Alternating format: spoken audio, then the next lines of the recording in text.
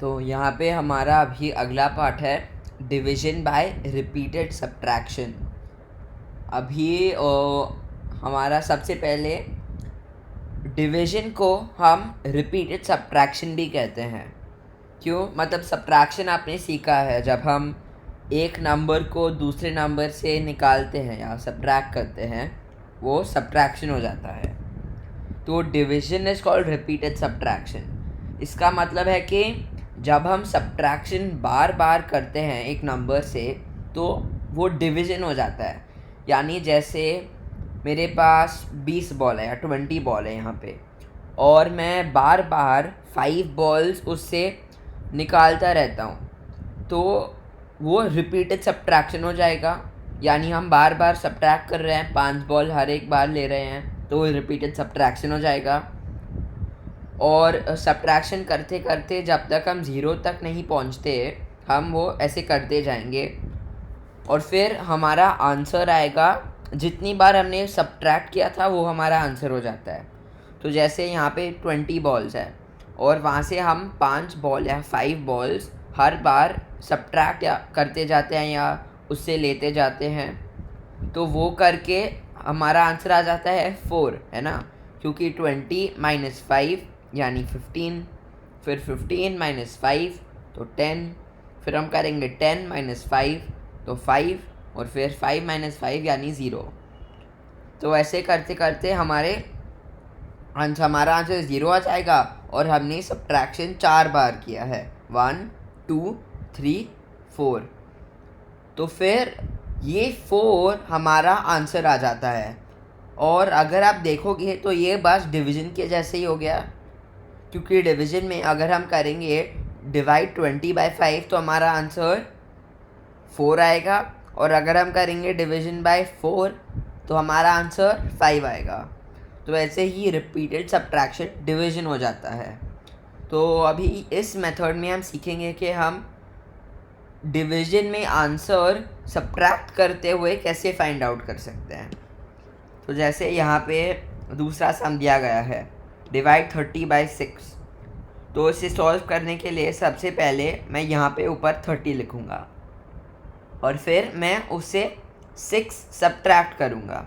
तो मैं यहाँ पे 30 और फिर 6 लिख लूँगा और फिर मैं सॉल्व करूँगा 30 माइनस 6। तो 30 माइनस 6 करके हमारा आंसर है 24। अब यहाँ पे आपको कैरी ओवर करना है, लेकिन हमने वो पहले सीख लिया है तो मैं वो यहाँ पे नहीं करूँगा। तो सबसे पहले हम करेंगे 30 माइनस 6 जो है 24। अभी अगला हमें क्या करना है, ये जो 24 है ना इससे 6 वापस सब्ट्रैक्ट करना है।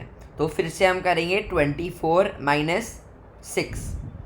तो 24 माइनस 6 करके हमारा आंसर है 18। अभी फिर से हम 6 सब्ट्रैक्ट करेंगे, तो 18 माइनस 6 करके हमारा आंसर है 12। अभी फिर से 12 माइनस 6 करके 6 हमारा आंसर है, और फिर 6 माइनस 6 तो 0। अभी आंसर के लिए हमें क्या करना है, हमें काउंट करना है कि हमने कितनी बार ये सब्ट्रैक्शन किया है। तो जैसे 1 ये 1 हो गया, फिर ये 2, ये 3, ये 4 और ये 5। तो हमें ये काउंट करना है। तो फिर 5 टाइम्स है तो हमारा फाइनल आंसर भी 5 हो जाता है। और हम ऐसे आंसर लिखेंगे 30 डिवाइडेड बाई 6 इक्वल्स 5। और अगर आपको ये क्रॉस चेक करना है या आंसर देखना है कि वो करेक्ट है कि नहीं, तो आप कर सकते हो 5 मल्टीप्लाइड बाय 6। और अगर आपको ये नंबर मिला आंसर के लिए तो ये करेक्ट है, ठीक है, याद रखना। अभी यहाँ पे मैं आपके लिए एक सम सॉल्व करता हूँ। तो जैसे यहाँ पे हमारा सम है 12 डिवाइडेड बाय 4। तो सबसे पहले मैं 12 यहाँ पे लिख लूँगा और मैं 4 यहाँ पे लिख लूँगा। तो सबसे पहले करते हैं 12 माइनस 4। तो 12 माइनस 4 करके हमारा आंसर है 8। अभी अगला हमें करना है 8 माइनस फिर से 4। तो मैं यहाँ पे 4 लिख लूँगा और फिर 8 माइनस 4 करके हमारा आंसर है 4। और फिर 4 माइनस 4 करके तो 0 ही आ जाएगा। तो फिर 4 -4 और फिर मैं यहाँ पे 0 लिख लूँगा। अभी फाइनल आंसर लिखते हुए हमें काउंट करना है कितनी बारी हमने सब्ट्रैक्शन किया था। तो पहले यहाँ पे एक बार किया था, फिर यहाँ पे दूसरी बार किया था और फिर यहाँ पे तीसरी बार किया था, और ऐसे 3 बार करके हमें 0 आता है। तो फिर हमारा फाइनल आंसर भी 3 हो जाता है। तो मैं यहाँ पे 3 लिख लूँगा।